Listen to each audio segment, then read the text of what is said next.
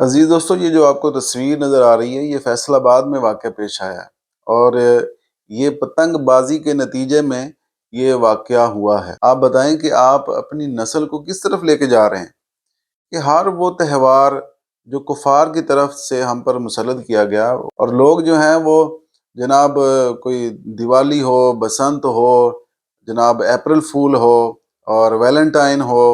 اسی طرح اور جتنے بھی کفار کے تہوار ہیں، لوگ ان کو ایسے مناتے ہیں جیسے پتہ نہیں اس میں ان کے لیے کتنا ثواب اور کتنا فائدہ ہے۔ حالانکہ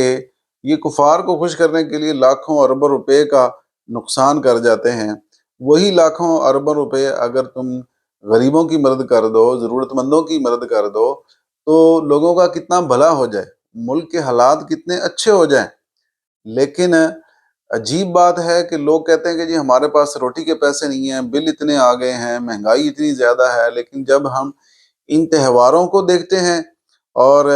مسلمانوں کا ان تہواروں کے ساتھ لگاؤ دیکھتے ہیں تو عقل حیران رہ جاتی ہے کہ جن لوگوں کے پاس روٹی کے پیسے نہیں ہیں، ان کے پاس ان تہواروں پر اڑانے کے لیے اربوں روپے، کروڑوں روپے کہاں سے آ جاتے ہیں۔ تو اگر آپ کے پاس پیسہ ہے تو کسی اچھے کام میں خرچ کر لیں، اور کیا ضرورت ہے کہ آپ کسی ایسے تہوار کو منائیں کہ جس سے کسی بے قصور کو اذیت پہنچے، تکلیف پہنچے۔ نبی پاک صلی اللہ علیہ وسلم نے فرمایا کہ جس نے کسی مسلمان کو اذیت دی اس نے مجھے اذیت دی، اور کیا اس بیچارے کا قصور تھا، اس کو اتنی سخت تکلیف پہنچائی گئی صرف ایک یہ گندے تہوار کی وجہ سے۔ تو خدا را یہ خود بھی آپ بسنت سے بچیں اور اپنی نسلوں کو بھی اس گندے تہوار سے بچائیں، تاکہ کسی بھی بے قصور کو کوئی نقصان نہ پہنچے۔ کتنے لوگ ہیں جن کی جان اس تہوار کی وجہ سے چلی جاتی ہے،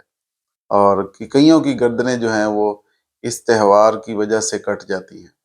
اللہ ہمیں سمجھنے کی توفیق دے۔ سدا سلامت رہیں۔